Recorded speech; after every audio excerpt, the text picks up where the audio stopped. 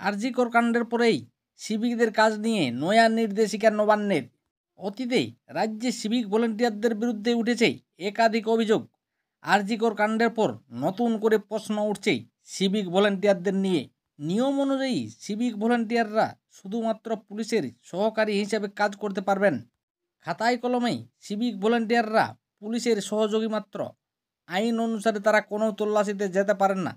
তাছাড়া থানায় জিডি করা বা তদন্ত সম্পর্কিত কোনো ফাইল তাদের দেওয়ার কথা নয়। তবে রাজ্য পুলিশের অধিকাংশ থানায় সিভিকরাই ভরসা।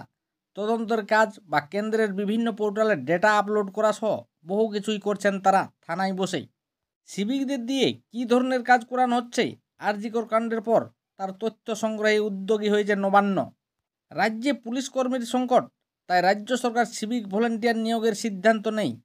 সরকারের নির্দেশিকায় বলা হয় তারা কেবল সহযোগী হিসাবেই কাজ করবেন। এক মামলার পরিপ্রেক্ষিতে হাইকোর্টও একই অভিমত দিয়েছে। অথচ নবান্নের নজরে এসেছে বেশিরভাগ জেলায় সিভিকদের দিয়ে আইন শৃঙ্খলার ডিউটি করানো হচ্ছে। এমনকি আইন বাঁচাতেই সিভিক ভলান্টিয়ারদের পরানো হচ্ছে জলপাই রঙের পোশাক। নিয়ম ভেঙে তাদের হাতে লাঠি, ওয়াকিটকি ধরানো হচ্ছে। তাছাড়া থানায় কর্মরত সিভিকদের নিয়ে তল্লাশিতেও যাচ্ছেন কিছু অফিসার। অভিযুক্তদের সঙ্গে যোগ সাজেছে বিভিন্ন গোপন তথ্য। পাচারেরও মারাত্মক অভিযোগ উঠেছে কিছু সিভিক ভলেন্টিয়ারের বিরুদ্ধে। ফলে তদন্ত নামে বেশ বেগ পেতে হচ্ছে পুলিশকেই। এমনকি কিছু কেস ডায়েরিও টাকার বিনিময়ে বেহাত হওয়ার অভিযোগ এসেছে।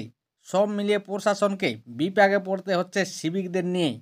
তবে কিন্তু নবান্নের সূত্রের খবর, অনৈতিক কাজ থেকে সিভিকদের বিরত রাখার জন্য সরকারের নির্দেশিকা তৈরি হচ্ছে। তাতে তাদের কাজ বা দায়িত্ব নির্দিষ্টভাবে উল্লেখ করা থাকবেই।